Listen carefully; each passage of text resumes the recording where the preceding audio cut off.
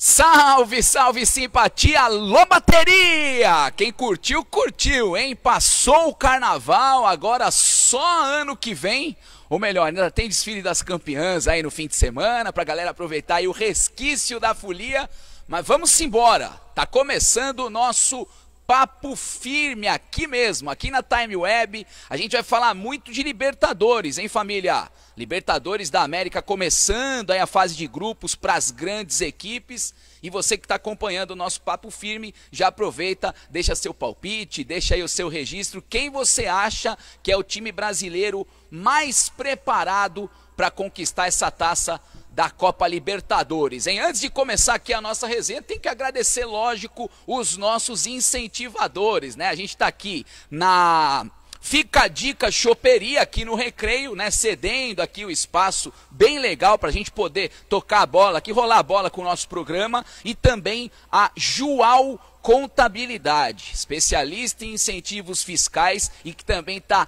lado a lado com o nosso Papo Firme. Um abraço aí, brigadão para a Fica a Dica Choperia e também para a Joal Contabilidade. Começar a distribuir o jogo aqui? Vou começar com o professor Zé Mauro Rocha. Chateado com o fim do carnaval, mas o carnaval é todo ano. Vamos falar de futebol aqui também, certo, professor? Boa noite. Boa noite, Gima. Boa noite a todos que nos acompanham. O carnaval realmente nos frustrou. Nada contra a Mangueira, mas evidentemente não dá para engolir essa vitória da Mangueira. Mas o nosso papo é sobre futebol. E estamos aí às portas da Libertadores, já a competição começando, com o Flamengo ganhando, com o Palmeiras ganhando. A lamentar apenas a derrota do Atlético Mineiro ontem. Mas isso a gente vai falar daqui a pouco, porque agora é hora do nosso amigo Cazu bater um papo com a gente, né, Cazu? É isso aí, passou da ponta esquerda para a ponta direita e já fez a ligação aí, Cazu. Boa noite, amigos, boa noite a todos. Beleza Lima, pura? Maurão. Então, passado o carnaval, na verdade não passou, né? Sábado acaba no sábado. E jogos decisivos em semana do carnaval, né? Ser jogador não é fácil não, né, Cazu? Você conhece bem. Os tempos mudaram, né? Na minha época a gente teria parada, né? Agora não. O futebol virou realmente profissional, os atletas têm que viver mesmo com o futebol na cabeça, no treinamento, para ter boas atuações, né? E com relação ao carnaval, né? Acompanhei todas as escolas, não é minha praia, Gima, né? Mas acompanhei todas as escolas, né? Em casa e achei que realmente poderia ter outra candidata. Mas isso é só uma questão de palpite, né?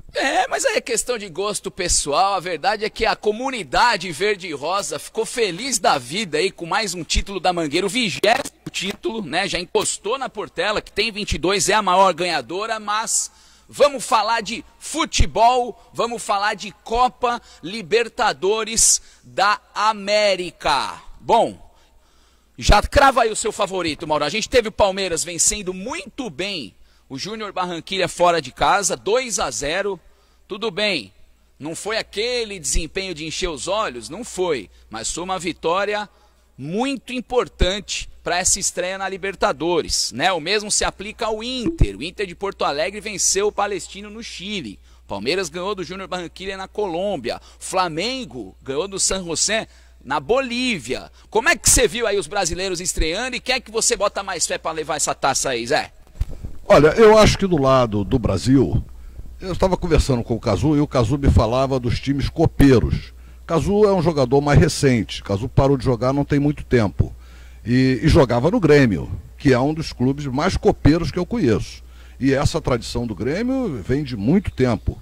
E a Libertadores vamos dizer assim, é uma condição que a própria competição exige, que o clube seja um clube focado nessa competição. Acho que o Palmeiras também começa a entrar nesse ciclo, especialmente porque conta com a experiência do Filipão. Ontem teve uma vitória brilhante e viu-se perfeitamente o dedo do Filipão. Jogou muito plantado, não permitindo que o adversário que dominava o jogo fizesse as penetrações e jogou pelas bolas que ele acabou convertendo. Então foi um placar justo, pelo que o Palmeiras jogou como proposta de gol, se fazendo um time copeiro. Acho que o Palmeiras e o Grêmio são os dois clubes que, a meu juízo, podem chegar lá na frente. O Flamengo tem o problema da torcida, que quando joga em casa, empurra muito e ele acaba ficando vulnerável. E acho que isso na Libertadores pode ser fatal. Mas também vou torcer pelo Flamengo, com toda certeza. Ô Cazu, ainda em cima dessa vitória do Palmeiras fora de casa, atual campeão brasileiro, time que tem talvez a melhor condição financeira para poder ir para o mercado, para poder montar o seu plantel aí para 2019, a gente está começando a ver um Ricardo Goulart ganhando espaço, ganhando essa titularidade aí, que mais dia, menos dia ela viria. Ontem o Filipão escalou Felipe Melo, Bruno Henrique, né, para trancar ali o meio de campo, jogo fora de casa, mas Gustavo Scarpa, Ricardo Goulart, Dudu e Borja. Como é que você vê essa formação inicial e como é que você vê o Palmeiras, que para você também é o Verdão, o principal favorito aí para essa conquista? Eu acho o Palmeiras um candidato seríssimo ao título da Libertadores, né? Até por causa dos investimentos, né? Muito grande. A equipe do Palmeiras do meio para frente é uma equipe muito bem montada, né? Qualquer jogador ali pode criar desequilíbrios. Penso que o Palmeiras ainda vai muito longe na competição, né? Já traz a equipe já campeão brasileiro do ano passado, então uma equipe que está bem montada, o Felipe Scolari com a sua estratégia, apesar de não gostar muito do trabalho que ele faz junto, mas tem grandes jogadores que fazem a diferença, né? Eu sou um pouco crítico com relação ao Scolari, porque é uma mesma formação, mas é um treinador que sabe jogar fora de campo, fora do campo, né? Ele joga muito bem no seu campo. Quando experiente, né, Cazu? Um treinador experiente, eu acho que tem tudo para fazer uma grande campanha o Palmeiras aí na Libertadores. E sobre o Grêmio, Cazu, um time que você conhece tudo, você que já vestiu essa camisa, um time que já ganhou 3 Libertadores e que ontem tomou um susto, né, contra o Rosário Central, jogo na Argentina, mas conseguiu voltar com um pontinho, empatou com um baita golaço lá do Everton, jogador de seleção brasileira. O Grêmio pode repetir o que fez em 2017, Cazu? Eu acho que sim. A camisa do Grêmio é uma camisa muito pesada, né? Tradicional. Toda equipe que vem jogar contra o Grêmio sente o peso, né? E eu acho que a questão do Renato Gaúcho também, com um novo elenco, com novos jogadores que estão se afirmando, eu acho que pode dar muito trabalho na Libertadores aí. É um sério candidato, eu acho. Bom, o Zé então destacando o Palmeiras, certo? Só para ver se eu entendi direito a mensagem aí, Zé. O seu tem que destacar um, sem ficar em cima do muro aí, hein, família? Não, eu aposto no Palmeiras, sem dúvida. Palmeiras... E o Cazu? Eu aposto no Grêmio por saber jogar, a competição copeira, um time copeiro que sabe jogar Libertadores, então eu aposto no Grêmio. Bom, vocês estão se esquecendo, e um time que para mim é forte nessa Libertadores é o time do senhor Mano Menezes, é o time do Cruzeiro. O Cruzeiro vem de um bicampeonato da Copa do Brasil, né, Cazu? É um campeonato tiro curto, é aquele mata-mata que a galera adora, né? Jogos de ida e volta, etc e tal. Ter sido campeão da Copa do Brasil, né, 2017 e 2018, pode ser um empurrão pro Cruzeiro? Eu falo isso, Cazu, porque foi um empurrão pro Grêmio, né? O Grêmio ganhou a Copa do Brasil em 2016, no ano seguinte faturou a Libertadores. Eu acho que sim, é um fator positivo, porque já traz uma base boa, né, da equipe do Cruzeiro, e essa competição, a Copa do Brasil também, esses jogos fora em casa, é muito parecido com a Libertadores, você tem que saber jogar fora, né? Então o Cruzeiro, eu acho que traz toda essa estrutura novamente, né, da campanha que fez, e está com punch também de campeão. Eu acho que dá uma acertadinha, eu acho que pode seguir longe na competição, sim. Mas a tabela da Libertadores, ela procura evitar que 2 clubes do mesmo país cheguem à final. Houve até uma exceção ano passado. Boca e River. Mas isso é raro. Normalmente eles ficam no cruzamento. E contra o Brasil parece que não há essa possibilidade esse ano. Parece que só um vai chegar. E aí é que eu me refiro à superioridade do Palmeiras. Porque tem um técnico muito competente, sem dúvida nenhuma, apesar daqueles 7-1, mas aqueles 7-1, volto a dizer, não é uma derrota do Filipão, não é uma derrota dos jogadores, foi uma derrota da nação. E isso aí, para mim, fica claro como água de fonte. Acho que o Filipão, ele é um grande timoneiro, é um agregador, montou uma equipe muito forte. O Palmeiras nada em dinheiro, nada num mar de tranquilidade e aposto realmente no Palmeiras como campeão da Libertadores. Bom, vamos analisar, vamos destrinchar então os grupos. O Cruzeiro está jogando com o Huracan nesse momento, mas a maioria dos times brasileiros já estrearam, né? Destaque negativo para o Atlético Mineiro. Aliás, o Zé falou, preciso falar dessa derrota aí do Atlético Mineiro. O Levir Coupe saiu responsabilizando a arbitragem, que o gol do time adversário do Cerro poderia ter sido um gol ilegal, etc e tal. Como é que você viu isso daí, hein, Zé? O Atlético Mineiro, campeão em 2013, perdendo na estreia da fase de grupos. Pois é, a gente estava falando de time campeiro, copeiro. O Cazu entende muito bem disso. E o Atlético, ele sofre dessa síndrome como o Flamengo.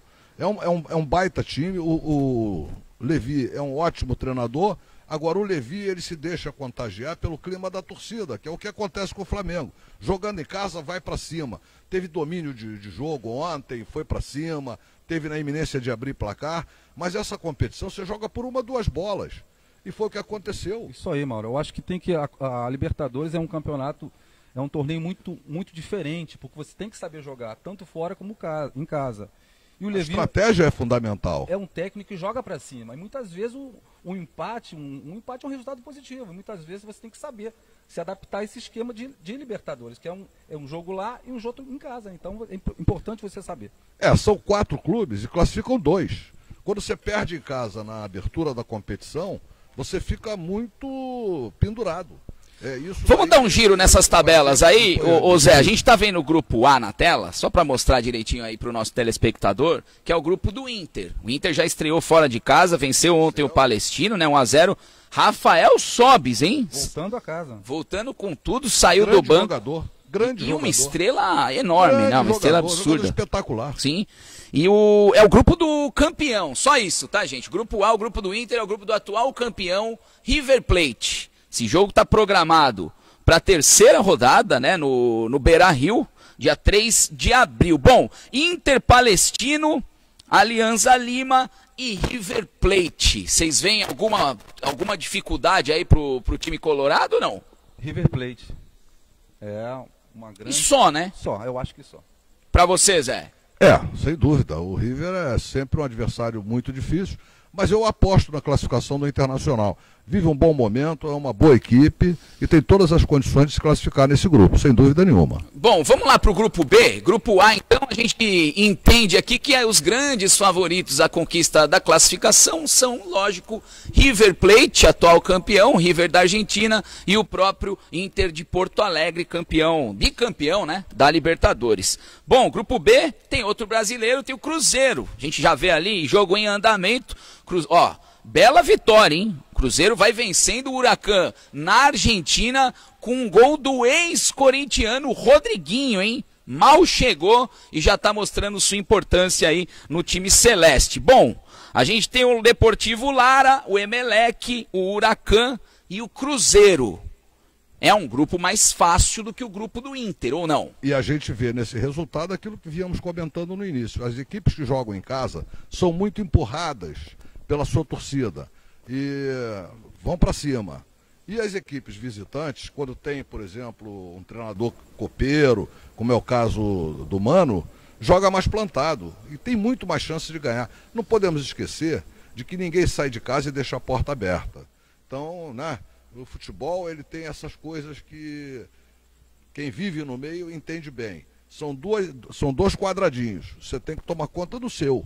Quando você sai para jogar no quadrado do outro, você deixa a sua porta aberta. Esse é o problema e talvez por isso o Cruzeiro já esteja ganhando lá como visitante. Você vê dessa forma também, Cazu? As equipes argentinas, né, são muito perigosas, né, jogando, como o Mauro falou, a torcida em cima, né, aqueles estádios pequenos.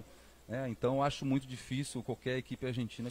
E fora catimba, né, Caso? A gente viu ontem no Grêmio o Jeromel e o atacante lá do time adversário, acho que era o Zampiedri. Exatamente. E pega pra capar, tapa na cara, joelhada, o Jeromel largou o braço ali, uma cena até forte, muita gente acha que ele pode ser punido aí pela Conmebol, mas acharam um outro lance em que ele foi o atingido e tudo mais. Esses jogos de Libertadores, principalmente com os argentinos, couro come, Cazu. Couro come, não adianta, é uma rivalidade há muitos anos, né? e os argentinos não gostam de perder para equipes brasileiras. Isso é uma tradição.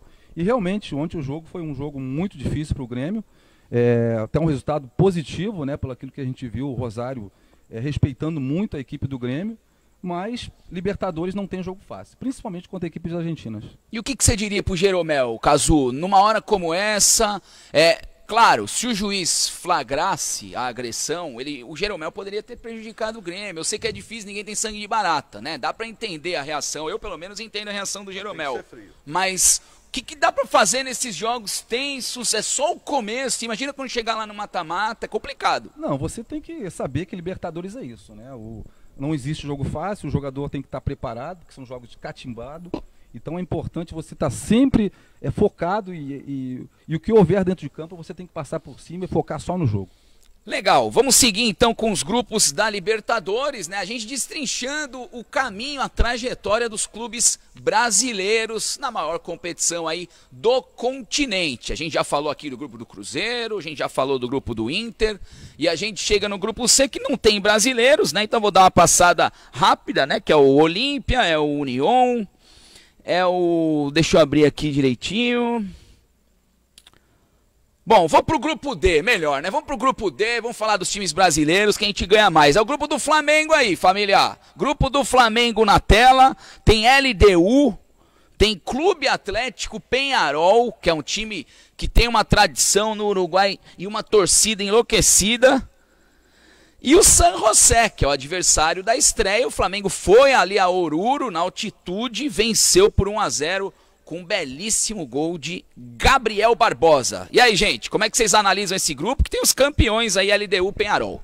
Não, esse grupo o Flamengo com certeza vai conseguir a classificação. O Flamengo vive um bom momento. Eu estou olhando assim a estratégia do Abel, de dar oportunidades, né? Tem conseguido mexer na equipe sem que a equipe traga qualquer problema para o campo. Então eu acho que o Flamengo é uma classificação tranquila nesse momento, né, nesse grupo. E acho que vai conseguir isso com uma certa tranquilidade. O problema vai ser sempre evitar os jogos dentro de casa. O problema do Flamengo não é fora, é dentro. A torcida do Flamengo, que com aquele entusiasmo, bota o time muito para cima. Esse é o perigo da Libertadores. É preciso jogar com o regulamento, jogar com toda a atenção à competição. E aí sim, é essa a diferença dos clubes copeiros, né? O entusiasmo que não pode virar oba-oba. E a gente analisando os últimos desempenhos, né? As últimas aparições do Flamengo em Libertadores, a gente fica preocupado um pouco, né? Com essa empolgação, né, Zé? Exatamente. Mas se botar a bola no chão e deixar o Abel trabalhar, time montado é bom. Tem um grande treinador, sem dúvida nenhuma, um dos treinadores já campeão da Libertadores, fez história lá no Internacional. 2006, né? Sim. Exatamente. Então acho que tem tudo, o Flamengo tem tudo para chegar, tem uma grande equipe, sem dúvida nenhuma. É um baita time, um baita clube, um baita time. E vamos torcer, é um representante do Rio. Cazu, sempre tenho mais cuidado para falar de Flamengo e Libertadores, justamente por isso que eu expliquei aqui, né? A questão de ter dois times de tradição na Libertadores também pode ser um elemento a mais de preocupação aí para os rubro-negros, já que a LDU tem é o 10 do time, é o craque, é a altitude. A altitude sempre é complicada, né? Aliás, os adversários do Flamengo já estão jogando, né? Estreando LDU e Peñarol. O problema do Flamengo é o Botafogo. Enfim. O Botafogo não está na Libertadores, então o caminho está mas livre. Aí que tá. Aí não ganha a primeira etapa ali do estadual, né? Não ganha a Taça Guanabara. E eu já vi muito torcedor rubro-negro querendo a cabeça do Abelão, que mal assumiu o time, dizendo que Arão intocável não pode, tá escalando não sei quem errado, Arrascaeta, etc e tal. É complicado isso daí, né, Cazu? A torcida tá com a sua razão, cobrando, né? O investimento no Flamengo foi feito. Já quer o retorno imediato. Exatamente. Então a coisa tem que ser devagar. Apesar de ter grandes nomes, ter feito grandes contratações, eu acho que o Flamengo tem que ter seu tempo, né? O Flamengo tá tentando montar uma estratégia de jogo. O próprio Abel está tentando ver quais as peças mais importantes, se entra com Arão, né? Então, ou se joga um pouquinho mais o Gabriel para a esquerda, apesar de ser um jogador mais centralizado.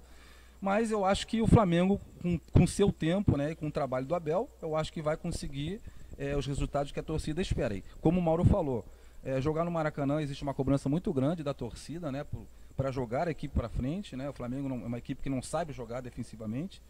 E então é questão de você ter paciência e os gols saírem, porque elenco tem, time tem. Essa questão da torcida, você foi jogador e a gente sentiu muito isso dentro do campo. Às vezes o jogo está muito difícil e a torcida aí ela passa a ser verdadeiramente o segundo jogador.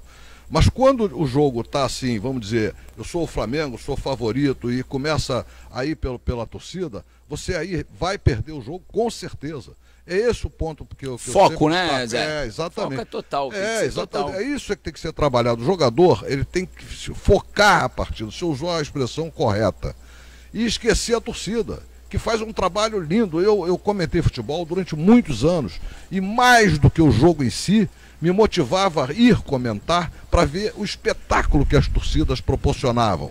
Até mesmo na tragédia, porque eu estava lá quando despencou o alambrado e caíram aqueles torcedores, uma tarde muito infeliz, mas até nisso, porque é muita gente, é um negócio fantástico, a festa que a torcida faz é maravilhosa, mas o jogador não pode participar, ele não é torcida. Ô Mauro, o futebol é estratégico, né? Você não pode querer se lançar uma equipe completamente. Né? Então você tem que saber as peças corretas, como é que você vai entrar em campo, a postura da equipe, então a coisa não pode ser desgringular de uma hora para outra. Assim, tem que ser era o que o mestre Zagallo implantava nas equipes dele.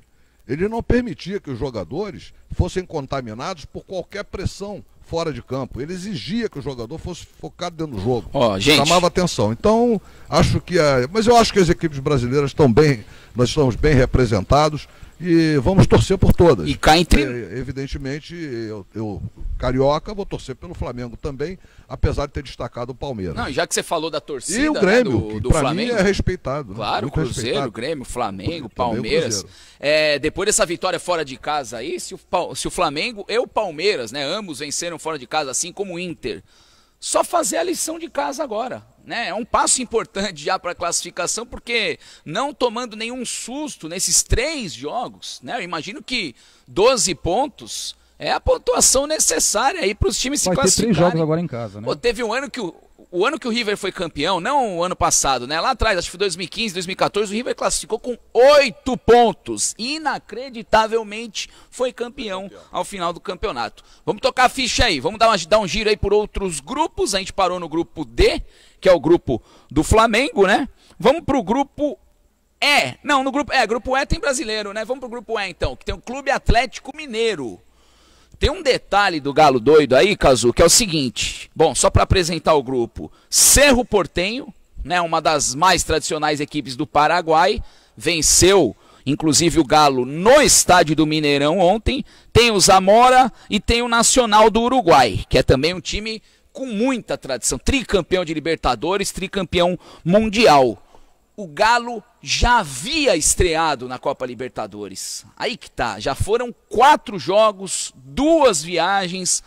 Tem um ponto que pode ser positivo, né, Cazu? O time já chega quente, já chega babando ali, voando, mas tem a questão de repente, já sentir um pouco ali o pique, né? Como é que você vê essa situação? Isso influencia? Influencia, sem dúvida. Eu acho que o Atlético foi a decepção, né, das equipes brasileiras, né? Como o Mauro falou, é uma questão de foco, né? E o Levir Coupe é um técnico que joga a equipe para cima. Então você tem que, muitas vezes, saber que um empate, muitas vezes em casa, é um resultado positivo. Né? Então eu acho que o Atlético ainda tem muito mais para apresentar. Eu acho que ficou devendo, né? Perdeu em casa, então eu acho que tem muita coisa para melhorar ainda. E é um time que, se você analisar, um time que tem talento ali. Tem Ricardo Oliveira, que para mim é um dos melhores camisas 9 aí do futebol brasileiro. Sem dúvida, sem dúvida. Casares, Elias. Sem dúvida. Tem um grande treinador também. E ainda acredito na recuperação do Atlético. O que nós estamos falando é dessa questão do mando de campo. Eu foco muito isso.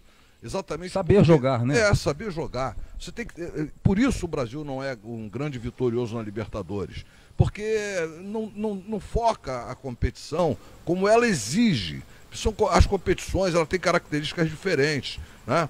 A questão, por exemplo, da Copa do Brasil, que certamente nós vamos falar daqui a pouco, é uma postura. O campeonato corrido é outra postura. Então você vê que as equipes têm que ter estratégia para cada competição. E o Atlético, como muitos outros clubes, pecam na hora de jogar em casa por deixar se influenciar pela torcida. Já que você falou jogar em casa, o Galo optou, né, desde o início dessa Libertadores, de jogar, dessa fase de grupos da Libertadores, jogar no Mineirão, Cazu. A gente se acostumou a ver o Galo jogar onde? Na Arena Independência, no Horto. E agora mandou o jogo no Mineirão, é um campo que parece ser maior, não tenho certeza, mas o estádio certamente é maior, então outro clima, uma outra atmosfera.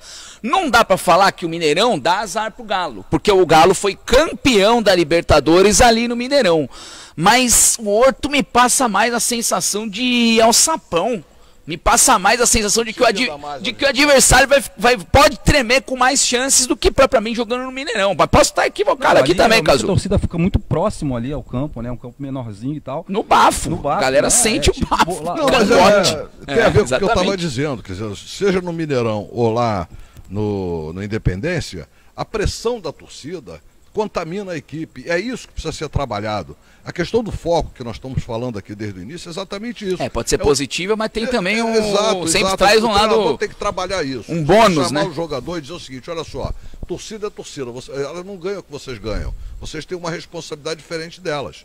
Então foca aqui no jogo. Deixa a torcida vibrar, deixa a torcida empurrar, mas olha, joga na minha mão, joga aqui naquilo que nós combinamos e tal. Que foi o que o Palmeiras fez ontem. Foi visível a mão do Filipão ontem. O Palmeiras jogou plantado, não abusou. Jogou como tem que jogar. Mas teve gente reclamando aí que faltou desempenho aí, Zé. Não, é estratégia. Jogou na mão do Filipão, ele não deixa o cara sair. E aí o jogador não rende aquilo que a torcida espera. Mas a torcida, eu, como comentarista antigo, eu sempre disse o seguinte, eu não conheço 5 pessoas que entendam de futebol. E não é exagero. Então eu vou repetir devagar. Eu não conheço 5 pessoas que entendam de futebol. A começar a contar a história do futebol. Porque 11. Pouca gente conhece, apesar de hoje estar na internet. Hoje, se você quiser joga procurar, no Google, tá lá. Acha tudo. Já acha tudo. Mas é fundamental você ter uma visão do que é o jogo profissional, do que é o jogo que a pelada joga, que a torcida joga. É completamente diferente. Então o treinador, e aí nós estávamos falando das competições.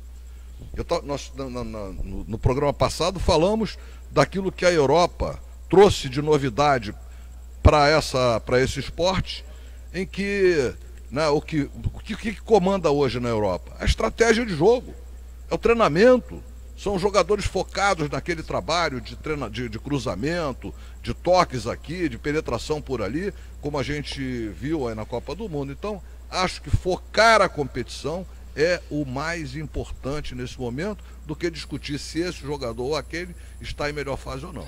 Vai ter que correr atrás do prejuízo o Atlético, com essa derrota aí, vai ficar difícil essa classificação. Claro que é só o começo, tem muita água ainda para passar, né, embaixo dessa ponte, mas, enfim, o Nacional venceu o Zamora, então Nacional 3 pontos, Cerro Porteño 3 e o Galo ainda não pontuando nessa fase de grupos. Vamos pro próximo grupo, que é o grupo do Palmeiras. Para muitos, o grande favorito aí para essa Libertadores da América. É o grupo 6. Grupo que tem Palmeiras, Júnior de Barranquilha e tem um argentino aí, hein, Cazu? Tem o Melgar e o San Lorenzo, time que ganhou a Copa Libertadores em 2014.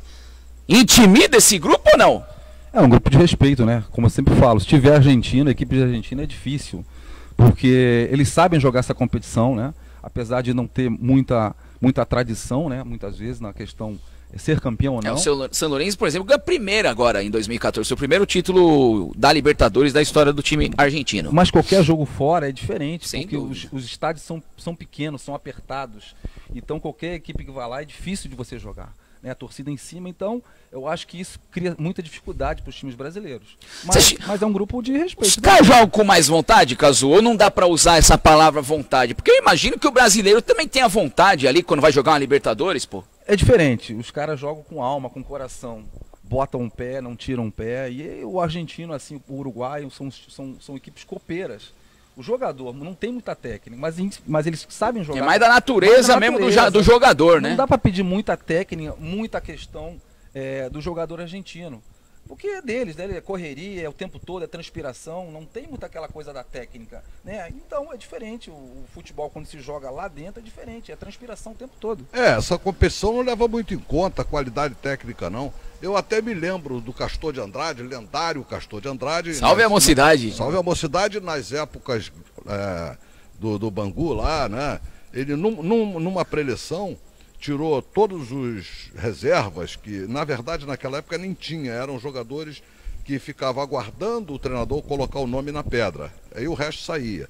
E depois de escalar da equipe, ele entrou no vestiário, mandou o goleiro, que era o Aimoré, tenho certeza que era o Aimoré, que veio comigo de fora, e tirou o treinador, que era o Paulinho de Almeida, o lateral direito do Vasco, também famoso. Ficaram 10 jogadores. E ele então disse assim, agora nós vamos traçar a estratégia do jogo. Era contra o Flamengo no Maracanã, o Flamengo de Ustrique, em 1970. E o que ele fez? Ele falou assim, ó, repete comigo, 10%, 10%, 10%. Tinham 10 jogadores, 10% de cada um, dá mais um. Né? Então ele disse, nós vamos entrar com um a mais. Se a gente perder com um a mais, 110%. Embora. 110%. Então nós vamos entrar para ganhar esse jogo e tal. E aí o Flamengo estava bem, era um time forte. Tinha Ditão na zaga, Lumumba, era um negócio, era feio. Moral da história. Aí mandou entrar o Aimoré, mandou entrar o treinador, disse, olha, já conversei com eles, eles passam para vocês o que foi acertado aqui. Vamos embora, vamos pro campo. E fomos lá e empatamos o jogo de 1-1. Jogando uma barbaridade, comendo a grama. Isso faz a diferença. É o que acontece com o clube argentino. Muitas vezes tecnicamente inferior ao clube brasileiro. Ah, compensa, né? Mas bota a alma. Ô Mauro, quando a gente fala copeiro, é isso. São jogadores que sabem jogar competição, são jogadores que jogam de uma forma diferente. Eu vou falar uma coisa aqui pra você que é cultura. Tem brasileiro que é mais ou menos assim também, hein, família? Uma coisa importante. Tem muita gente que acha que a gente não tem alma. Isso é porque nunca amou. A dor do amor dói na alma. Então nós temos alma sim. Eles entram com a alma. Filosofou o poeta Zé Mauro Rocha. Porque se pegar um Felipe Melo da vida, vai falar que esse cara não joga como se fosse um argentino, com aquela entrega que a gente está exigindo aqui, Cazu. É verdade. E é por isso que ninguém abre mão dele. O cara é butinudo, é não sei o quê, mas na hora de escalar, quem está lá? Alguém tem que fazer o trabalho sujo. Claro, pô. E o Gerson fazia isso com maestria. É que o problema é que é uma bomba. Eu usei um exemplo aqui, que é um exemplo bom, né, pra destacar isso aí que a gente tá falando, mas pode ser uma bomba relógio. Foi assim ano retrasado, quando ele arrumou aquele quebra-pau. Ou melhor, arrumaram aquele quebra-pau com ele, mas também depois de umas declarações que ele deu que não pegaram muito bem, etc e tal. Você como treinador, ô Cazu, tem que chamar esse jogador para um bate-papo individual? Tem de repente um puxão de orelha, aquele choque de ordem? Tem que chamar. Porque o jogador é do jogador, é a natureza dele, ser forte, ser firme nas jogadas, né? Então você tem que, muitas vezes, orientar, ó, muitas vezes não pega tão pesado, uma dividida você tira um pouquinho, né? Porque é do jogador. Então você tem que chegar no ouvido dele e conversar com ele, Mauro. Ó, é uma competição diferente, a gente precisa de você, se tiver um amarelo você dá um passo para trás. Mas também não tira o pé, hein, meu garoto? Muitas vezes, também, né? Na dúvida, você tem que ir por cima, não adianta. Ô Zé, sabe por que eu tô falando isso? Eu não consigo imaginar, por exemplo, um Eduardo Batista, que era o treinador do Palmeiras à época, ou propriamente o Roger Machado, que foi o treinador ano passado, chamando um Felipe Melo de canto. Agora, Filipão, acho que dá para chamar, né? Filipão chama. Porque a experiência nesse caso aí conta muito. Eu acabei de falar do Flamengo do Ustrique. O Strick era um treinador lendário, era um jeito mau, o negócio dele era brigar, o time dele era time de briga. Ele contratou inclusive o Onça, aquele zagueiro que foi boxeador. Ô, louco. Não lembram disso não? Vocês não eram a gente não tinha nem nascido, né, Zé? É verdade. Dá uma moral pra nós aí. Olha a importância de eu estar na mesa. Aquela mistura, né? Boa. Ocular da história, né? Partícipe, tava lá. Então, assim, tem treinadores que têm essa marca de jogo, de marcar forte, de fazer a equipe jogar dando 110%, que é o que a competição exige. É o que a gente está pedindo ao Flamengo para fazer. Esquece a torcida, foca na competição e vamos para as cabeças. Time tem. Pessoal, falamos de vários times brasileiros e não destacamos o atual campeão da Copa Sul-Americana. Como assim? Vamos lá, grupo 7 na tela aí, grupo G, que é o grupo do Clube Atlético Paranaense, que já estreou com derrota, hein? Furacão jogou ontem na Colômbia, um time que eu conheço bem, que é o Tolima. Olha só, hein? Tolima, que já eliminou o Corinthians numa pré-Libertadores, ontem estreou na Colômbia, vencendo o Atlético Paranaense por 1-0. E como se não bastasse isso, família, tem o Boca Juniors nesse grupo. Então é Tolima, Boca, Clube Atlético Paranaense e o Jorge Wilstermann. E aí, pedreira, hein? Ainda mais que perdeu pro Tolima nessa Eu acho esse grupo o mais difícil, dado o equilíbrio do grupo. Não posso dizer que o Atlético Paranaense está eliminado. Claro que não. Porque é um clube que tem essa tradição também de jogar forte e ainda vai ter a chance de jogar contra os adversários que estão à sua frente e pode então reverter a situação. Mas é um grupo muito difícil. É o mais equilibrado de todos. Onde você apontar 2 ali é muito complicado. Pô, aí você vê, puxa, acho que eu vou ter dificuldade com Boca nesse grupo, hein? Já estreia perdendo pro Tolima, é um tropeço e tanto. Outra surpresa, né? Boca Juniors, né?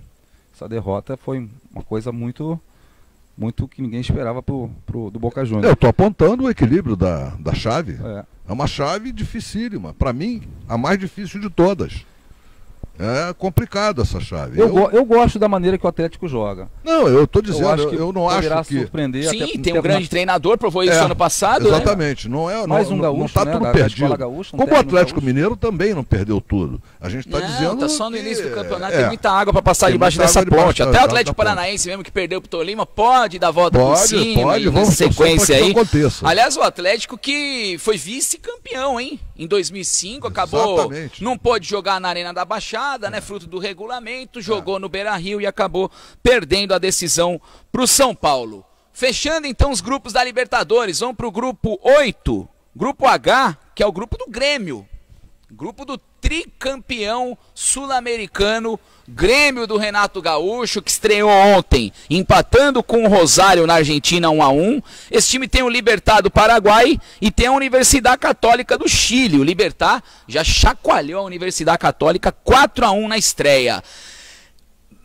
Pegar um grupo, não é o caso do Grêmio, tá, Cazu? É bom lembrar, até porque eu respeito muito esse time do Rosário Central, pegar o Libertad e a Universidade Católica, etc e tal, também é muito difícil, mas... Pegar um grupo fácil nessa primeira fase pode nem ser tão bom assim, de chegar num mata-mata meio que acomodado? Eu acho que vale a pena você ir crescendo na competição. Não tem baba, né? Nesses 8 grupos que a gente leu. Não tem jogo fácil. Libertadores não tem jogo fácil.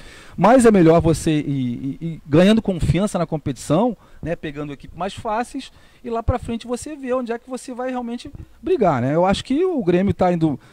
Ontem fez uma estreia com o Rosário, uma equipe bem fechadinha, né? Aqueles moldes que a gente falou dos estádios pequenos, né? A torcida em cima. O próprio Rosário ficaram surpresos com o empate, né? Apesar de ter feito um bom jogo, mas eu acho que o Grêmio tem muita coisa ainda para apresentar nessa competição. Fez um ótimo resultado, não? Empatar com... Beleza de gol do Everton. Um golaço. E é uma equipe poderosa, é uma equipe valente, que está disputando a competição. Eu espero que o Grêmio seja um dos que vai passar e, como você falou, a competição está começando, as equipes vão crescer, vão melhorar e acho que o Grêmio é candidatíssimo, sem dúvida nenhuma. Ô Cazu, eu posso dizer que o Everton virou o protagonista desse Grêmio? Porque era o Luan. Só que impressionante, até pela temporada de 2018 que esse menino fez, esse Cebolinha, que hoje ele é o cara do Grêmio. Quando a gente fala do Grêmio, a gente fala muito mais do Everton do que propriamente do Luan. O Luan teve uma baixa, né, com a lesão que teve, né, o ano passado foi o destaque também do Grêmio, né. Eu acho que a não convocação para a seleção brasileira também teve um pouquinho... Abateu um pouquinho o desenvolvimento Mas não pode, dele. Né, não pode, o jogador tem que dar a volta por cima. Mas tem aquela questão da fase também, né. Todo jogador tem sua fase, né. É um grande jogador. Agora o menino tá realmente arrebentando. O moleque é ruim de marcar. É muito rápido. Eu acho que ele encaixou muito bem na questão tática do Renato, né? É um jogador de velocidade, um jogador que finaliza bem. E que volta para fazer a marcação forte. Isso daí realmente hoje é um diferencial. E é um time que tem os rapidinhos, né? Que é o Everton, o próprio Marinho, né? Que parece estar retomando. Fez uma boa partida ontem. Né? Exatamente, jogou muito bem ontem. E centroavante, se precisar, tem o Felipe Viseu, tem o Jael, e aí? Tem um jovem. Tem o André. Tem um jovem no Grêmio que está se destacando, que fez aquela cobrança de falta ontem. Ele vem entrando nos jogos. Esse menino eu venho acompanhando desde o ano Eu passado. também não lembro o nome dele, mas ele Rômulo. chamou a atenção. É Rômulo? Não, não é Rômulo, não. Ele é um jogador novo. Bom, o Grêmio veio com base. Paulo Vitor, Lucas Gomes, Pedro Jeromel, Kahneman, Bruno Cortez. Rômulo, Maicon, Luan, Marinho, Everton, Felipe Viseu. Aí entraram Matheus Henrique, André e Jean-Pierre. Jean-Pierre. Jean-Pierre. De olho nesse garoto. É? Craque de bola. O que você viu no garoto ontem, Cazu? Não, personalidade. Exatamente, Mauro. Não foi? muita Um qualidade, jogo sem difícil. dúvida nenhuma. Jogo difícil, ele entrou, postura de jogador veterano, se posicionando muito bem, participando dos lances. É um jogador de muito futuro, sem dúvida nenhuma. Muito jovem e que vem sendo muito bem aproveitado, vem sendo lançado aos poucos, sem muita cobrança. Isso é importante, Vem Mauro. aparecendo positivamente. É isso aí. O jogador tem que ser lançado aos pouquinhos, é uma promessa. Né? Mas é um jogador de muita qualidade, sem dúvida nenhuma. Eu acho que se destacou muito também quando entrava na segunda parte dos jogos do ano passado. E eu acho que esse ano teve a confiança do Renato Gaúcho. É um jogador que vai muito longe. Vamos ficar de olho nele. Entrar num jogo de Libertadores Exatamente, na Argentina, porque o Renato tá confiando muito no garoto, né? É isso aí. É um jogador de personalidade. Isso aí. Tá dando moral. Isso aí. Bom, vamos lá, vamos tocar a ficha aqui. Só para não perder o gancho, já que o Zé Mauro citou a Copa do Brasil, eu não posso deixar de falar que Paulo Henrique Ganso desencantou, hein? Marcou o primeiro com a camisa do Fluminense, hein, Zé? Quis o destino que fosse de barriga, né? Que nem aquele célebre gol de Renato Gaúcho. Mas aos pouquinhos o Ganso vai se estabelecendo aí nesse time tricolor, hein? Eu acho que o Ganso é um craque de bola, não há a menor dúvida. Às vezes o jogador vai para a Europa e não se dá bem. Mas não significa que ele não se deu bem porque ele não é bom. É porque ele foi na hora errada, talvez não tenha sido bem orientado. A dinâmica de jogo é muito diferente do cadenciamento que ele está acostumado a impor nos jogos. Ele surgiu como craque e nunca deixou de sê-lo. É um grande jogador e acho que o Fluminense vai dar essa moral. O Fluminense tem uma vantagem, é um time muito acolhedor. A torcida abraça muito, precisa do ídolo. Eu me lembro do Fred, né? No Fluminense. O Ganso já foi receber no aeroporto, de cara, né? E vou te falar, eu acho que faz muito bem ao futebol, jogadores da expressão do futebol do Ganso nas equipes grandes do Rio de Janeiro. Agora mesmo o Botafogo está recebendo o Diego Souza, confirmado nessa quinta-feira, hein? Eu acho isso extremamente importante. O Botafogo precisa voltar a ser um clube que dispute as grandes competições pela tradição que tem, como o Santos. Não pode ficar fora dessas competições. Uma equipe que teve Pelé, o maior jogador de todos os tempos. Jamais veremos um jogador como Pelé. Esse clube tem que estar disputando as grandes competições. É o caso do Botafogo. O Diego Souza é o seguinte, ele oscilou tanto no São Paulo e eu sou fã do jogador, hein, mas oscilou tanto no São Paulo que eu já nem sei mais o que eu posso esperar desse Diego Souza. A gente está vendo a notícia, de fato, a confirmação, né, de um acerto entre o Botafogo e o São Paulo. Você bota fé na contratação aí do Diego Souza, Cazu? Ô Gima, falar um pouquinho antes do Ganso. Já te falo. Lógico, até porque o futebol carioca é que ganha com a chegada aí do Diego Souza, do retorno do Diego Souza. Eu acho que ganha o futebol brasileiro. É importante dizer que eu fiz algumas partidas fora do Rio e as equipes cariocas, por exemplo, aqui no Espírito Santo, não tem, a torcida lá é Vasco, é Flamengo, é Fluminense, é Botafogo. Você vai na Bahia, a mesma coisa. Então, assim, não é o time do Rio de Janeiro, é o time do Brasil. Essas marcas, Vasco, Flamengo, Fluminense, Santos, Palmeiras, Corinthians, é impressionante. Carrega o país inteiro, né? Imagina uma decisão de brasileiro, Flamengo e Corinthians em 2 jogos, um aqui, Nossa lá, Senhora. ou em Brasília, ou em Salvador, onde for. Mobiliza a nação. Então essas equipes têm que estar representadas pelas grandes estrelas, grandes jogadores, ainda aqueles que estejam em final de carreira, como é o caso do Diego Souza. Cazu, vou te dar um gancho aqui com a notícia ali do Ganso. O Ganso, ele, lógico, tá feliz da vida com o primeiro gol marcado com a camisa do Fluminense e já pega um gancho numa declaração do técnico Fernando Diniz, que deixou claro que quer a contratação do Nenê, ex-Vasco, atualmente no São Paulo, e ele diz lá, abre aspas, ambiente muito bom. E aí, Cazu? Bem, o Ganso, jogador espetacular, jogador clássico, camisa 10, eu acho que ele tá, como eu já tinha falado, tá no estado certo. Eu acho que não daria certo numa equipe do sul do país. Eu acho que o futebol carioca tem o charme, tem a beleza do jogador que sabe jogar com a bola, jogador técnico. A torcida do Fluminense estava necessitando de um jogador, de um ídolo. Cazu, e até coloco aí na sua fala essa questão do Fluminense do Fernando Diniz. Sim. Que quer trazer para o Fluminense uma característica que consagrou o Barcelona, que é do toque curto. E aí, por isso, talvez, a vinda do Nenê. Jogadores de grande habilidade, que podem fazer aquele voo. É porque tem quem acredite que os dois não joguem juntos. Isso me preocupa com relação ao Nenê, né? Porque são dois jogadores canhoto, no mesmo estilo do Fernando Diniz. Mas o próprio Fernando Diniz diz que quer o Nenê. Ele quer soltar mais o Nenê e segurar um pouco mais o Ganso ali centralizado. Mas não sei como é que vai funcionar isso. Como ele quer fazer aquele joguinho do Barcelona, ele depende de qualidade técnica. Esse tipo de jogo do Barcelona não dá para cabeça de bagre. Isso é verdade, sobe o sarrafo da parte técnica do Flu, né? Então ele tem que trazer o Nenê, eu acho que ele está certíssimo. Nenê é um baita jogador, já provou isso por onde passou. O problema de não encaixar, por exemplo, no caso do São Paulo, é porque entrou numa hora em que o São Paulo não vinha bem. Mas eu preciso também fazer aqui São Paulo também uma paradinha. Mas ninguém foi bem. Preciso fazer uma paradinha. Não há, você não vai. Você não vai. Mauro, tinha muito administrar aquilo ali, não é fácil, na literatura do grande time de futebol, uma equipe que não tivesse uma grande diretoria. Não vai encontrar. Nenhum clube ganha competição só com o jogador. É preciso que lá de cima, do presidente ao roupeiro, esteja todo mundo afinadinho. Se não tiver, não tem equipe que ganha.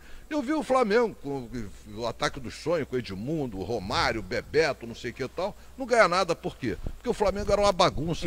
O ataque lá do Centenário, né, que acabou não ganhando nada. O Kleber Leite lá querendo fazer do Flamengo o que estava na cabeça dele. Não é assim que a banda toca. E aí, Cazu, como analisar essa projeção do Fluminense? Aos pouquinhos o Ganso vai se estabelecendo, o Fluminense pode perder o Everaldo, que é um bom atacante, Cruzeiro tá de olho, mas pode receber um Nenê. Como é que funcionaria isso na sua cabeça de treinador, Cazu? Eu acho que o Ganso, ele tá se encaixando na filosofia do Fernando Diniz. Eu acho que é um técnico muito estratégico, né? Mas um técnico também muito disciplinador dentro de campo. Então, o jogador tem que se encaixar. Eu vi hoje ele comentando que está muito satisfeito com a chegada do Ganso, né? É o toque de requinte, né? Porque geralmente as equipes do Fernando Diniz são jogadores operários. E o Ganso veio dar um toque refinado na equipe do Fluminense, né? Então, eu acho que aos pouquinhos a equipe do Fluminense vai se encaixar. O Ganso vai ser esse jogador que a gente viu jogar no Santos, né? Foi para fora do país, não teve não foi muito bem, voltou novamente. Eu acho que ele veio para casa certa. Futebol carioca, o time do Fluminense. E acho que bom pros dois, né? Bom pro Fluminense e bom pro Ganso também chegar, se recepcionar no aeroporto, da galera. Então eu acho que ele vai dar a volta por cima e talvez sim até uma oportunidade na seleção brasileira. Vai depender muito dessa campanha que ele vai fazer. Eu acho que porque hoje em dia nós estamos muito carentes de jogadores amadores. Jogador armador. Aquele armador ali, né? Aquele jogador cérebro, cerebral, né? Pensa, né? Chama a responsabilidade do jogo. Então, verdade. Essa liderança é fundamental. Hoje em dia o futebol está muito tático, muito dinâmico. 1, 2, toca e sai. Não tem muito jogador que pensa. Citar uma mão cheia com alguns nomes, né? Que possam reivindicar essa camisa 10 aí do futebol brasileiro. Se a gente for pensar em camisa 10... Dá pra contar nos dedos. Dá pra contar nos dedos, entendeu? Então o Ganso é o clássico camisa 10. Né? Então eu acho que ele vai ter muito brilho, vai ajudar muito o Fluminense. E nós que adoramos o futebol bonito, o futebol bem jogado, eu acho que vamos ter a oportunidade de vê-lo jogar no Maracanã. Legal, para fechar essa discussão aqui então de futebol brasileiro, Copa do Brasil, os brasileiros na Libertadores, pra gente passar pra Champions League. Onde você imagina a escalação do Diego Souza nesse Botafogo? Vem para jogar de centroavante? Né? Já tem uma briga grande ali no Botafogo com o Chiesa, vem para jogar aberto, vem para jogar no meio. Eu acho que ele tiraria o Chiesa para botar o Diego. Diego Souza de 9. Porque o Eric é o jogador, né, é a referência do Botafogo hoje. Mas falta um jogador que tenha realmente uma certa qualidade. O Chiesa é um bom jogador, mas ele não é um jogador, no Botafogo não conseguiu ser o jogador que o Botafogo precisa. O Botafogo precisa de um jogador um pouco mais clássico, um pouco mais raçudo, jogador, sabe, que eu acho que tem no Diego Souza esse perfil. Eu acho que ali que Diego Souza vai render bem. De repente, Zé Ricardo escala logo os dois, né? Na falta de um, se precisar de gols aí, já bota logo Chiesa e Diego Souza. Bom, vamos lá, gente. Foi semana de decisão na Liga dos Campeões, né? Tudo bem que ainda é uma fase inicial ali do mata-mata, mas decide o rumo de algumas equipes. E o bilionário Paris Saint-Germain foi eliminado ontem, tomou a sapatada do Manchester United, depois de ganhar na Inglaterra por 2-0. Ganhou na Inglaterra por 2-0. Exatamente. Contra o Manchester United em Paris. O jogo foi em Paris e o time me toma de 3-1. Time com Marquinhos, Thiago Silva, Daniel Alves, vários brasileiros.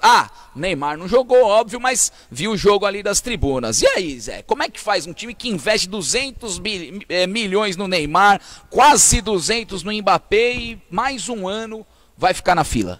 Qual é o objetivo do investidor? É produzir um espetáculo para ter retorno do seu investimento. Isso daí não, vamos dizer assim, não se afina muito com a proposta do futebol de jogar focado, de jogar competição. É um time mais de exibição, é um time que vende camisa, é um time que lota estádio, é um time que dá retorno econômico, mas não é um time que rende dentro de campo. Então não adianta você ter 11 estrelas se essas 11 estrelas não se afinarem para se tornar um corpo só, que é o time. E é isso que acontece com o Paris Saint-Germain. Eu também vejo dessa forma, Mauro. Eu acho que a equipe do Paris Saint-Germain há muitas estrelas, né? E eu acho que o grupo não está muito bem fechadinho ali. Eu acho todo mundo ganhando muito. Tem muita gente ganhando muito. Todo mundo ganhando muito. A gente usou a palavra foco no programa. Deve ser difícil manter o foco lá, hein? Claro. Porque, né? Muito assédio. É meio que um ambiente meio de celebridade. Eu falo especificamente do Neymar, né? Do Mbappé, esses caras mais badalados. Você imagina a concentração dessa equipe, onde é. Daniel tipo Alves também, essa né? equipe Está sempre tem. ali no holofote. Pois é difícil para o atleta, mesmo um atleta, vamos dizer assim, já preparado, como é o caso do Daniel Alves, que está acostumado com tudo isso, manter foco na partida quando a chuteira dele está gravada em ouro, sabe? É complicado isso, a gente tem que entender essa situação. Assim, né? E a diretoria também não tá se importando muito, porque ela está tendo o que ela quer retorno. Ela tem mídia. Mas segura a torcida ali, só com esse título francês aí, pra ver se segura a bronca na temporada. Agora mas ela não está muito acostumada com o título internacional. Nunca ganhou esse campeonato, mas pagou e investiu pra pelo menos chegar perto. O investimento foi feito. E assim, Cazu, eu não quero ser engenheiro de obra pronta, né? Até porque já foi eliminado. Mas nós vamos falar do Atlético Mineiro, que é exatamente o inverso. Por quê? Porque apesar de ter o dinheiro que tem o Paris Saint-Germain, ou talvez um pouco menos, ele não tem, vamos dizer assim, uma situação... Olha a tabela do francesão na tela aí, ó Zé, eu falo. Não, vamos lá. O Paris tira de letra. Isso aí é corriqueiro pro torcedor do PSG. O que o torcedor quer e o que o Sheik quer, ao investir no Neymar e ao investir no Mbappé, é ganhar essa bendita orelhuda, essa bendita taça da Liga dos Campeões e que mais uma vez vai ficar longe. Está fazendo. Mas eu estava me referindo à Champions, que você levantou aqui, em que as duas equipes foco,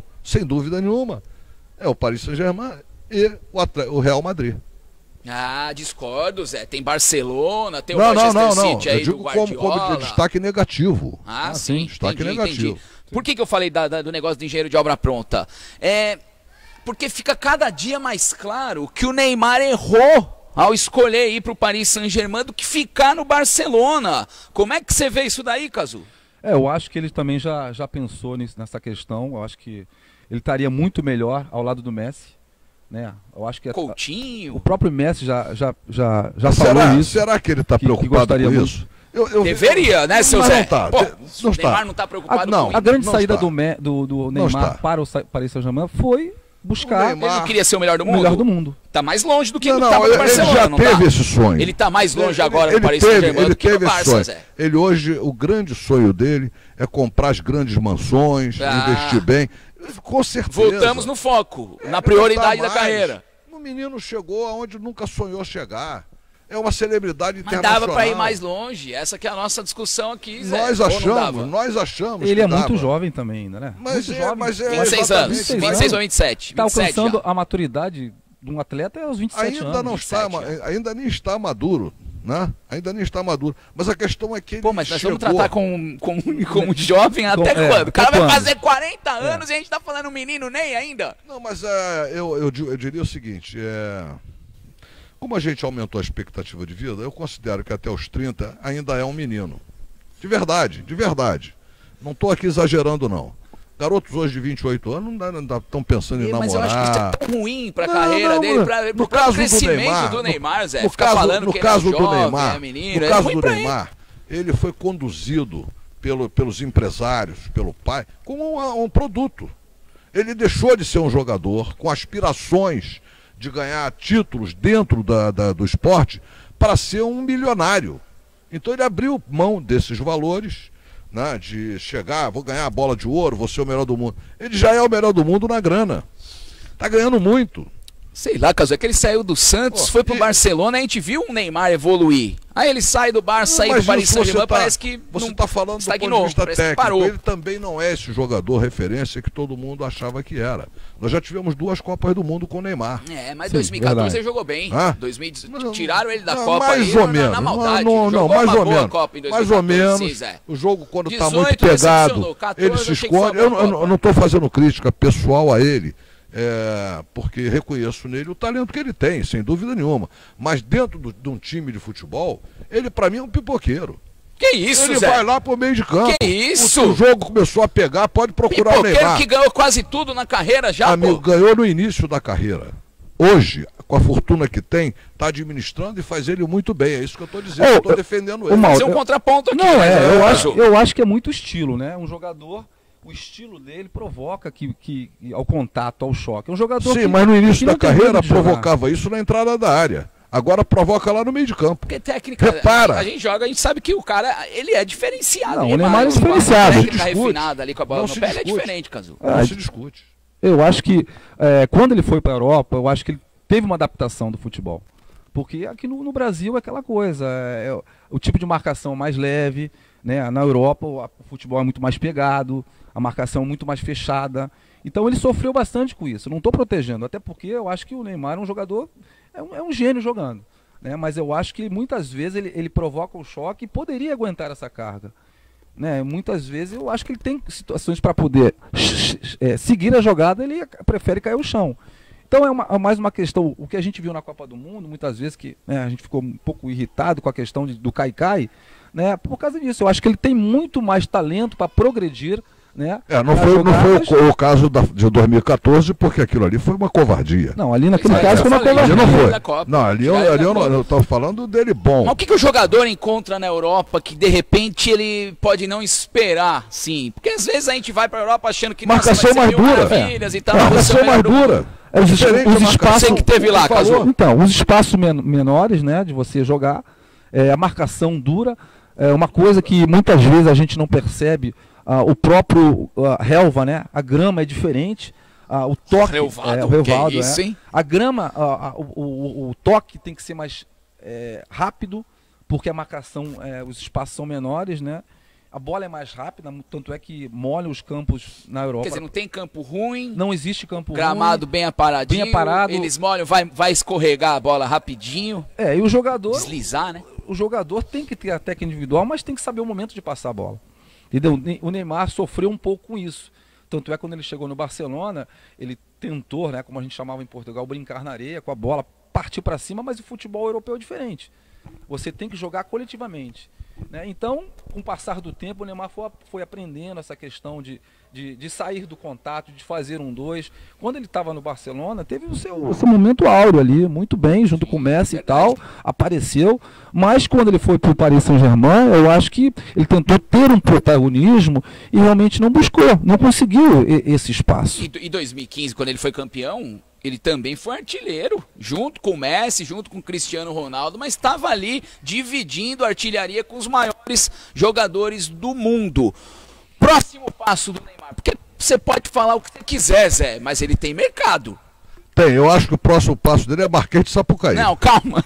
Camarote. Marquês de Sapucaí vai ter o melhor Ele já camarote tá lá, da Mauro. avenida. Já tá lá. Não tá mais, gente. Ele foi pra Paris ontem. Ele foi Não, acompanhar ele o já tá jogo. lá, já Ele tá em Paris, curtiu já o tá que em tinha Paris. pra curtir, mas ele tá machucado. Vocês queriam o quê? Que ele ficasse dentro do quarto, chorando as pitangas? Não, eu não queria que ele ficasse em lugar nenhum. Eu só estou dizendo que é o que eu acho que é o futuro Não, dele. eu acho o seguinte, eu não porque tenho falam- nenhuma esperança do Neymar em termos de seleção Você acha que ele brasileira. pode voltar pro Barça? Pode Ou ir para um voltar Real pro Madrid? Barça, pode. Não, ele hoje deixou de ser um jogador para ser um produto.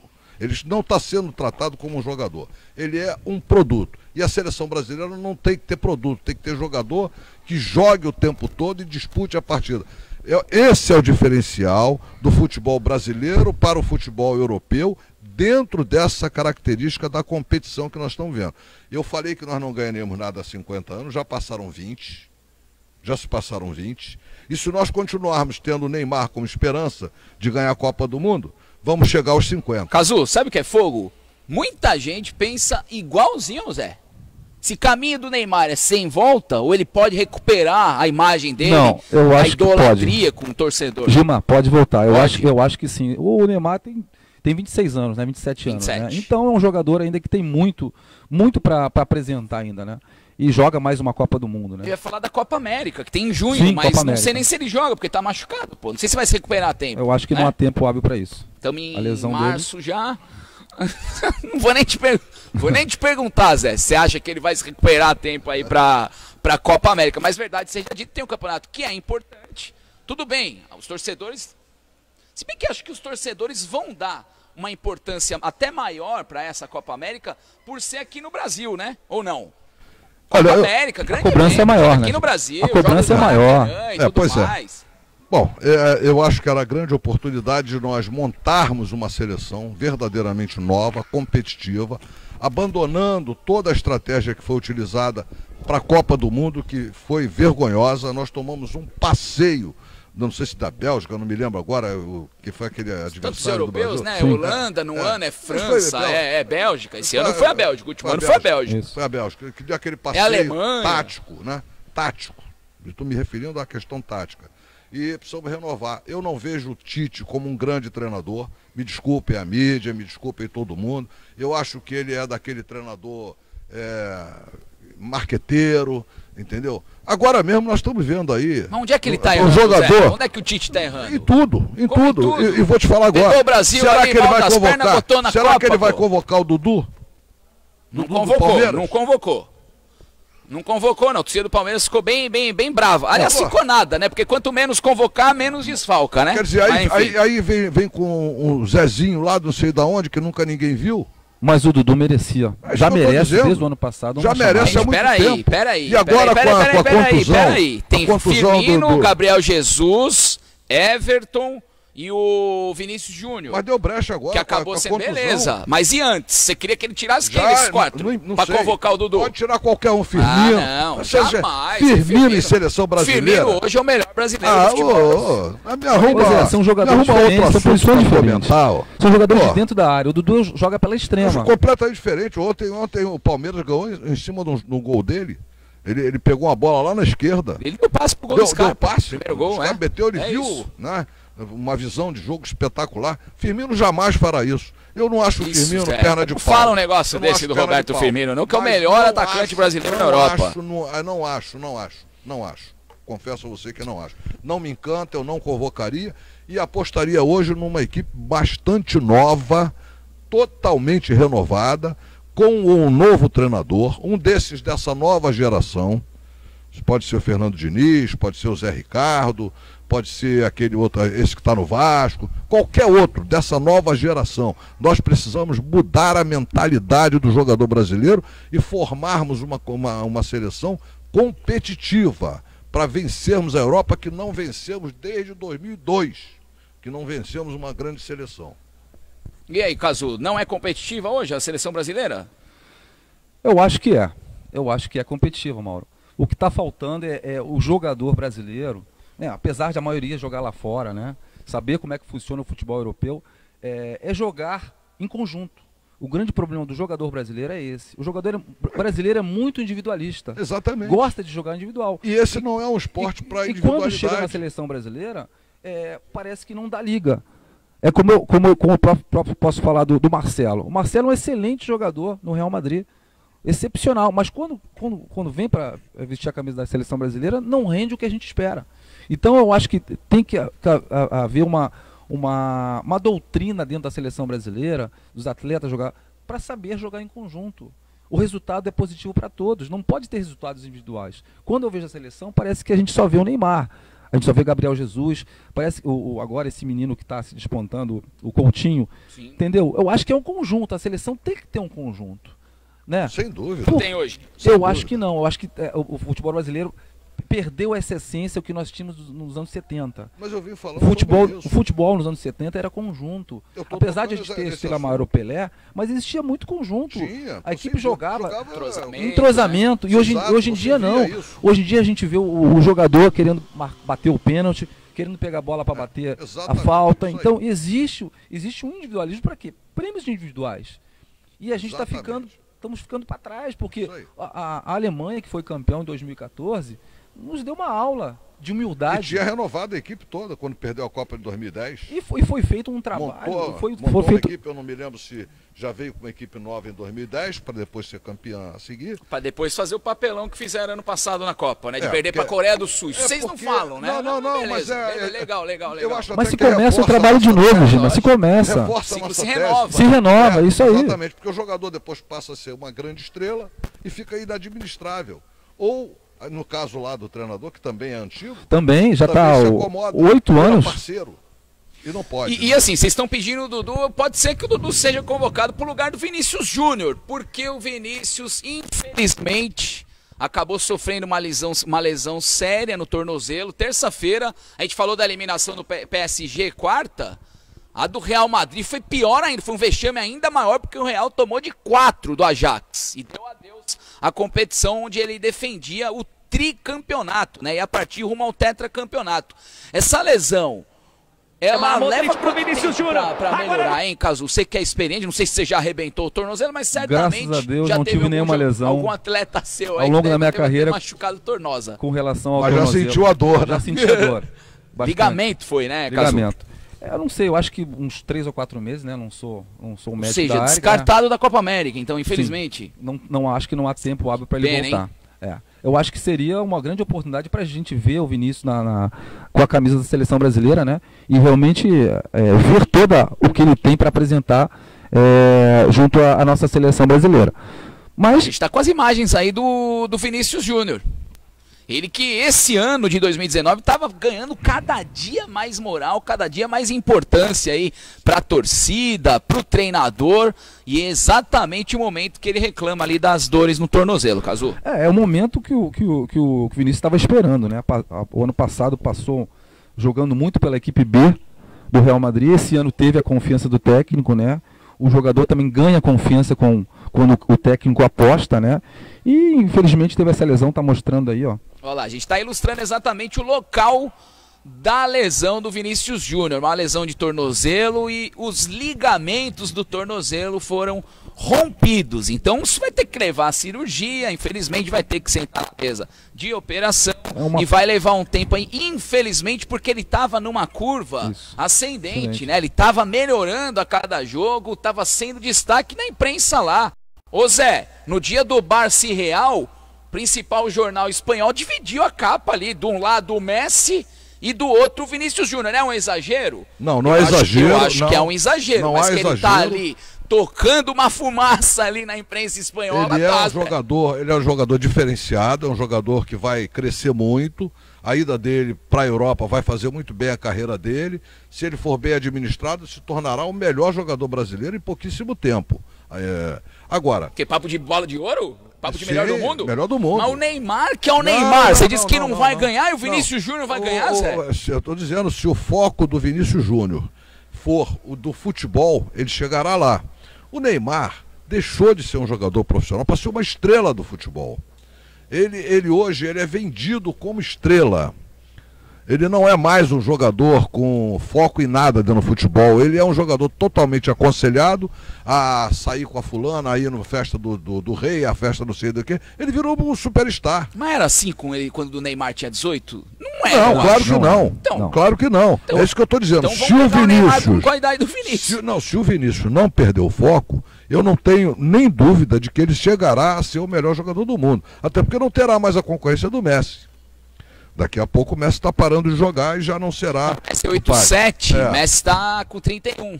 31 para 32. Exatamente. O Vinícius tem 20 anos, 19, acho que. Cara, mas o Messi, como ele foi desenvolvido num laboratório, ele vai até os 50 anos, né, Zé? Não, brincadeira essa parte. Vai brilhar enquanto jogar, né? Um jogador espetacular. Tem uma semelhança, né? Ambos são Júnior, né? Neymar Júnior, e quem cuida da carreira do Neymar é o seu Neymar, e tem também o Vinícius Júnior, cujo pai cuida da carreira. Que é um baita jogador e que eu espero que a contusão se resolva num tempo mais breve, porque hoje os equipamentos... Ia ser legal ele jogar a Copa América, hein? Porque os equipamentos hoje ajudam muito, né, Cazu? Sim. Se ele não tiver uma fratura, se for só a lesão... que é uma lesão séria. Muitas vezes a lesão ela é mais demorada. Ela é mais demorada. Mas como hoje a fisioterapia tem uma tecnologia muito avançada, reduz muito esse prazo. Eu me lembro na minha época, quando eu fiz a cirurgia do joelho, eu fiquei 8 meses. Pois é. 8 meses. 8 meses sem jogar. Evoluiu, claro. Exatamente. Era uma perna amarrada na outra com gesso, e gessava as duas pernas. Tinha um arco que ficava pendurado. Era um negócio triste. Hoje você faz uma cirurgia do joelho e meia hora depois você está dentro do campo jogando. Mas com medicina e tudo, um Neymar negócio quebrou a brabo. mesma parte do pé, né? Mas exatamente, ele é a mesma fissura. Ele é jovem, vai recuperar rápido, né? Como você falou, hoje em dia a fisioterapia, o fortalecimento muscular, hoje em dia dá uma recuperação mais rápida para o jogador. É uma pena, a gente não vai poder vê-lo na Copa América, né? Provavelmente Infelizmente, a gente seria, eu acho que a grande oportunidade é a gente tirar a dúvida.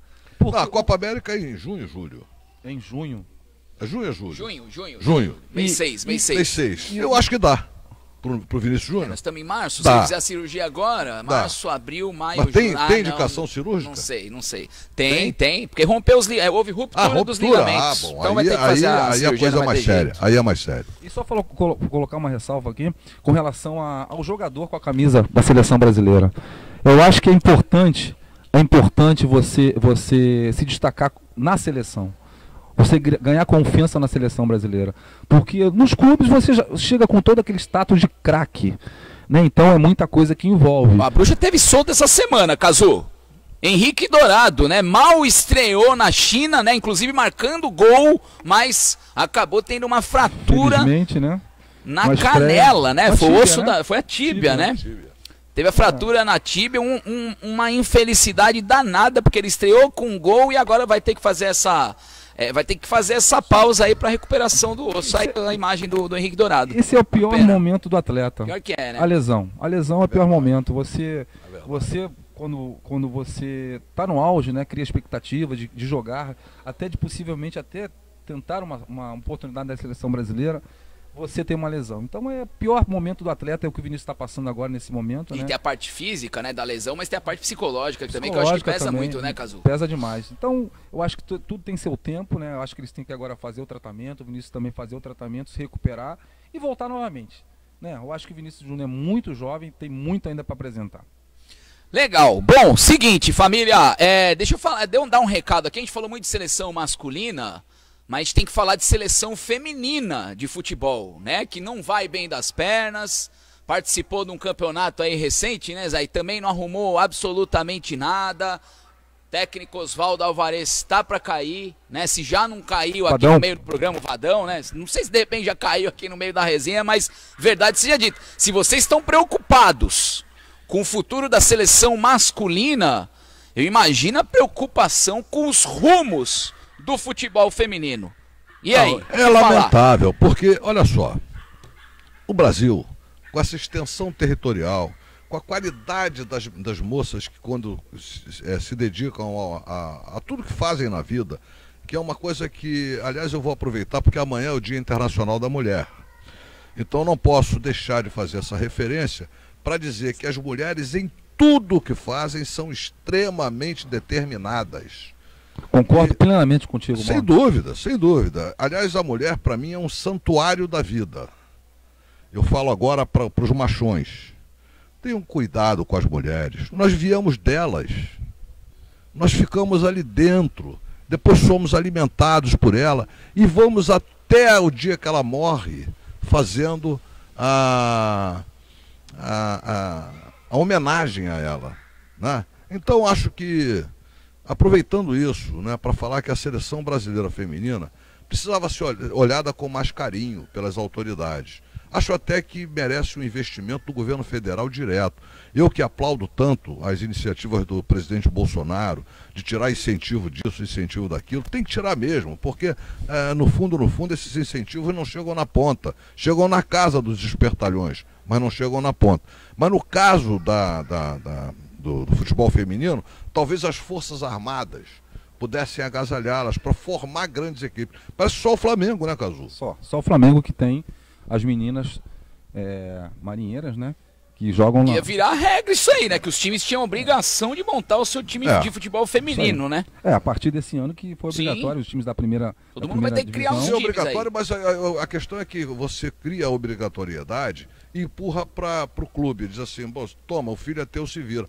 Não pode ser assim. Nós estamos falando de infraestrutura, de gerar uma qualidade, uma coisa perene. Uma qualidade a gente tem, gente. Cristiano, material humano. Marta, maior de todos os tempos, a Pelé de saia. É verdade, é verdade. O que é um grande gancho para que houvesse, então, um incentivo. Com esses talentos vestindo na amarelinha. O grande problema é que não existe competições, não existe formação para o futebol feminino. A gente não vê uma garotinha de 10, 11 anos disputando um campeonato. Eu não me lembro, eu trabalho na base, eu trabalho com futebol, eu não vejo um campeonato feminino com garotinhas de 11, 12, 13 anos. Porque as meninas surgem aos 17 anos. Verdade, né? Diferente do masculino, É né? diferente. Sei lá, tem categoria fraldinha, mamadeira, 5, 6 anos já estão O jogando. grande problema do futebol brasileiro feminino é isso. Não existe a formação. Quanto lá fora, no Canadá, nos Estados Unidos, as garotas estudam e ganham bolsas. E aí continuam, fazem carreira. Né? Diferente. É uma carreira. São respeitadas. Aqui, quando a gente olha uma menina que joga futebol, a gente discrimina.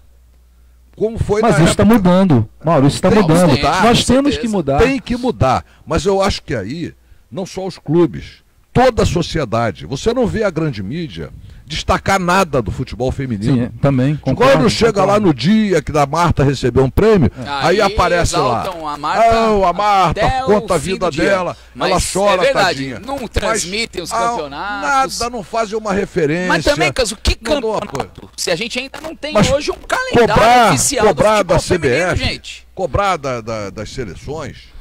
Né? Temos que pensar o seguinte, o futebol, você tem que carreira, as categorias de base, você tem que pensar em carreira. Não adianta você descobrir um talento feminino aos 17, 18 anos, porque o que acontece é o seguinte, hoje em dia você vê uma garota com 17, 18 anos aparecerem nas taças das favelas. Tá vendo o baile aí que o Brasil tomou aí no último campeonato? Não conseguiu marcar nenhum golzinho sequer, viu? E perdeu aí o último jogo para os Estados Unidos. O Cazu está trazendo aqui uma coisa importante. A única competição que nós temos que dá alguma visibilidade é a Taça das Favelas. Sim, mas elas já aparecem muito tarde para o futebol. Já, exatamente. Não pode estourar com 17 anos, né? Não pode. E outra coisa, Mauro, já aparece com muitos ranços. Exatamente. Porque os garotos, os meninos de base, eu trabalho com garoto, né, de base, de formação, com 10, 11 anos, a gente consegue doutrinar, ensinar a filosofia do futebol.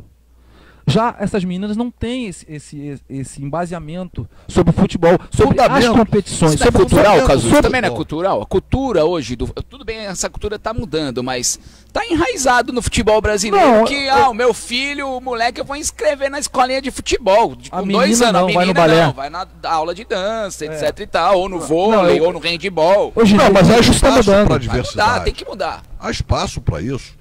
Cada um, eu fui vice-presidente de um clube aqui muito próximo, chamado Barra da Tijuca Futebol Clube. E a minha ideia nesse clube era criar o trinômio: esporte, cultura e educação. né? Cheguei a fazer naquela época gestões com a Rede Santa Mônica, estou falando aqui porque é uma coisa da área da educação e acho importante porque eles acolheram o nosso pleito e a gente quase que faz esse trinômio para exatamente consagrar isso, a diversidade. Porque não necessariamente o menino que está dentro de um clube de futebol vai ser um profissional de futebol. E para que ele não se frustre, ele precisa ter um outro caminho. E aconteceu isso com o filho de um famoso, o nosso Zico. O Bruninho, que depois criou lá o Só no Sapatinho, foi nosso jogador, e ele já no ônibus mostrava o pendor dele para a música. Era ele que cantava, era ele que batucava. Então, assim, eu acho que o clube de futebol, ele tem essa característica, essa capacidade de dar ao elemento, ao ser humano, a oportunidade de se destacar, não só no futebol, mas também em outras áreas da cultura, por exemplo. A gente vê as oportunidades muito escassas para as meninas, né? A gente vê no vôlei, no basquete, essas oportunidades aparecerem. Mas no futebol, como você falou, Gima, é uma questão cultural. Mas penso que nós estamos mudando essa mentalidade. Porque a gente já vê muitas meninas. A Marta foi excepcional que aconteceu, o surgimento da Marta, para quebrar esse paradigma. Um gênio. Pelé de saia. Exatamente. Então o que acontece? Os clubes têm que fazer, tem que abrir escolinhas de futebol feminino para que elas comecem, desde os 10, 11, 12, a participar de competições. Para que não chegue aos 17 anos só como uma oportunidade a Taça das Favelas, onde elas aparecem. Só que quando aparece, Mauro, aos 17 anos, a garota não tem embaseamento de como se comportar. O grande problema do futebol feminino hoje em dia é a questão de postura. Infelizmente, as meninas elas não têm uma postura, as que jogam futebol, para que a gente possa dizer, pô, realmente o negócio está organizado. A diferença entre o atleta e o jogador. Exatamente, isso aí. Eu queria ver muito um calendário oficial com campeonato brasileiro de futebol feminino, Copa do Brasil, enfim. Aliás, você que se interessa, você que é um entusiasta do futebol feminino, eu vou te lançar aqui um evento que vai acontecer no Rio de Janeiro, fim do mês de março agora, dia 29 de março, acontece o primeiro seminário estadual de fomento ao futebol feminino. Tem que ser fomentado sim, tem que ser falado sim, a gente tem que apoiar essa modalidade sim. Fala um pouco do evento que eu sei que você vai estar por lá também, viu, Cazu? Então, a Marisa Pires, que foi ex-atleta da seleção brasileira. Ah, legal. Né? O vídeo está na tela aí, da seleção olímpica, né, a Marisa, ela que realmente tá fazendo o futebol feminino mudar. E a grande questão do futebol feminino, que eu sempre falo também, é que assim, são as diretrizes. Lógico que a gente sabe que existem grandes profissionais em várias áreas, né? Onde eu quero chegar com isso? Que o futebol feminino ela tem que ser dirigido por mulheres. A treinadora tem que ser mulher? A treinadora, a comissão, o departamento pode ser gerido por homem, mas dentro de campo concordo, tem que ser gerido pela preparadora física, pela treinadora, pelos seus auxiliares. Por quê? É a linguagem do futebol feminino. Eu acho que o tratamento do futebol, elas se comunicando, é diferente. Até porque eu já participei, né, do campeonato pela equipe do Barcelona, fomos vice-campeão carioca. Ó, legal. Sub-17 e sub-20. Então eu tive essa experiência muito próxima de mim do tratamento. Mas pela liberdade das atletas mesmo, né? De repente tem um pouco eu posso dizer, uma restrição por ser um homem ali, de treinador, porque mas a liberdade, a questão do vestiário, né? É importante você estar participando, você saber o que está acontecendo. Sim. E muitas vezes é restrito o vestiário aos homens porque tem a questão da liberdade, da intimidade lá dentro, né? Então, mas tocou num assunto interessante. Deu uma polêmica nesse retorno do Vadão mesmo, né? Porque teve essa polêmica pela antiga treinadora. Isso, ela vinha fazendo um trabalho muito bom à frente da seleção brasileira. Infelizmente a gente não sabe o que houve, se foi alguma questão dentro da seleção. Também criar espaço para que elas também se desenvolvam, né? Claro, evoluam. É muito importante isso. Então eu acho que eu sou a favor, né? Falando novamente na questão da Marisa Pires, de darmos oportunidade para umas novas profissionais da área. Tem muita treinadora boa, tem muito preparador física boa. Então, se é o futebol feminino, vamos dar oportunidade para elas, né? Vamos dar essa credibilidade. Aconteceu agora, a seleção brasileira foi um vexame nesse torneio. Né? Logicamente que elas fizeram. Não marcar um gol, cara, é demais, hein? Apesar de ser seleção de ponta, mas assim, a gente cria expectativa. Por quê? É a seleção brasileira. Como você falou, Gima, nós somos um país, um território imenso aí, e se a gente for levar a sério o futebol feminino como tem que ser, nos seus campeonatos, nos seus regionais, vai sair muita garota boa de bola aí. Né? Eu acho que tem que a gente ajustar alguma coisa. Eu não sei se é a CBF, eu não sei se é uma questão interna junto da seleção brasileira feminina, alguma coisa interna, mas eu acho que algo tem que ser mudado para que a gente possa dar altos voos, porque material tem. Né? Agora precisa levar a sério, ter competições de base, para que elas possam ir maturando, jogando essas competições, para que realmente a gente faça uma seleção sub-15, sub-17, sub-20, e aí sim, uma seleção olímpica feminina. É isso aí, família. Dia 29 de março, então, Espaço Cultural Cedim, centro do Rio de Janeiro, o simpósio, o seminário, né, estadual de fomento ao futebol feminino, é realizado pelo Comitê de Fomento ao Futebol Feminino. Deixa eu mandar um salve aqui pra galera que tá assistindo, hein? Muita interação aí da galera. Caio Henrique, mandando um sabe muito, professor Sérgio Luiz. Cazu! Da hora, o Cazu cheio de fã aqui, a Bianca, alô Léo Batuque, alô Márcia Rocha. A Bianca tá falando que ninguém lembra do David Neres, verdade, ex-jogador do São Paulo, atropelou o Real Madrid com a camisa do Ajax, vamos ver se de repente o Tite lembra mais de David Neres. Valeu família, valeu Bianca, obrigado a todo mundo que participou, passou rápido, hein? Esse foi mais um Papo Firme, valeu Cazu! Foi bom, né? Foi bom pra você, não? Bom, um prazer estar sempre com vocês. Maurão, grande abraço. Maravilha estar aqui com vocês. Prazer ao seu lado. E vamos pro desfile das campeãs, Maurão. Que toda quinta-feira chegue rápido para te ver. Vamos pro desfile das campeãs, mas eu quero, antes de terminar, mandar um abraço carinhoso para todas as mulheres que amanhã serão consagradas com o seu dia, o Dia Internacional da Mulher. Boa, bem lembrado. E termino então com um pequeno versinho que fiz especialmente para elas. Mulher, quando Deus te fez tão bela, te pintando assim na tela, foi para ser da natureza a nossa Cinderela. Coisa linda, esse é o nosso filósofo Zé Mauro Rocha. Tá acabando então o nosso Papo Firme, a gente se encontra quinta-feira que vem, 8 da noite, novamente aqui na Time Web. E lógico, agradecer de novo pelo espaço disponibilizado aí pelo Fica a Dica Choperia e lógico, né, além da Choperia Fica a Dica, né, que está cedendo o espaço aqui pra gente, tem também Joal Contabilidade especializada em incentivos fiscais. Valeu família, a gente se encontra então quinta que vem, 8 da noite com mais um Papo Firme. Forte abraço, hein? Fui!